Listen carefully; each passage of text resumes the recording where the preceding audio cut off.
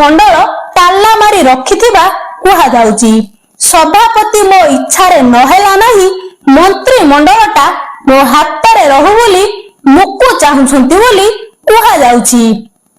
ତେବେ ଦିଲ୍ଲୀରେ କଣ ହେଲା ସେ କଥା ସାମ୍ନାକୁ ଆସୁ କି ନ ଆସୁ, ଏବେ ମନ୍ତ୍ରିମଣ୍ଡଳ ପାଇଁ ଆଶାୟୀ ନେତାଙ୍କୁ କେମିତି ସମ୍ଭାଳିବେ ସଭାପତି ମନମୋହନ ଆଉ ମୁଖ୍ୟମନ୍ତ୍ରୀ ମୋହନ ମାଝୀ, ତାକୁ ନେଇ ବଡ଼ ସଙ୍କଟ ସୃଷ୍ଟି ହୋଇଛି।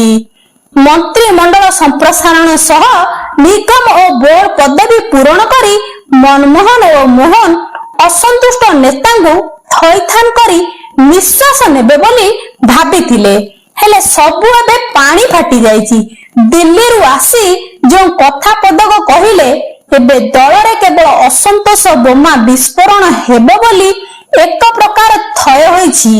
ପୂର୍ବରୁ ମନ୍ତ୍ରୀ ପଦ ନ ମିଳିବାରୁ କଣ୍ଟାବାଞ୍ଜି ବିଧାୟକ ଆଉ ସମ୍ବଲପୁର ବିଧାୟକ ଦଳ ବିରୋଧରେ ଯେଉଁ ମନ୍ତବ୍ୟ ଦେଉଥିଲେ, ତାହା କାହାକୁ ବା ଅଛପା। ସେପଟେ ଦଳଡିଆଁ ବିଧାୟକ ବି ଉଚ୍ଛନ୍ନ ହେଲେଣି। ଦଳଡିଆଁ ଏବେ ପ୍ରଶ୍ନ କରୁଛନ୍ତି, ବିଜେଡି କଂଗ୍ରେସ ଛାଡି ଆମେ ପାଇଲୁ କଣ?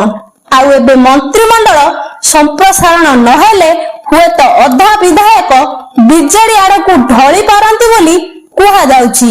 ଆଉ ଯଦି ସତରେ ବିରୋଧୀ ଅନାସ୍ଥା ପ୍ରସ୍ତାବ ଏହି ସମୟରେ ଆଣନ୍ତି, ତେବେ ସବୁ ସରିଯିବ ବୋଲି ରାଜନୈତିକ ସମୀକ୍ଷକ କହିଲେଣି। ତେବେ ଦେଖାଯାଉ ମନମୋହନ ଆଉ ମୋହନ କିପରି ଦଳୀୟ ନେତାଙ୍କୁ ସମ୍ଭାଳୁଛନ୍ତି ଆଉ କେବେ ମନ୍ତ୍ରିମଣ୍ଡଳ ସମ୍ପ୍ରସାରଣ ହେଉଛି।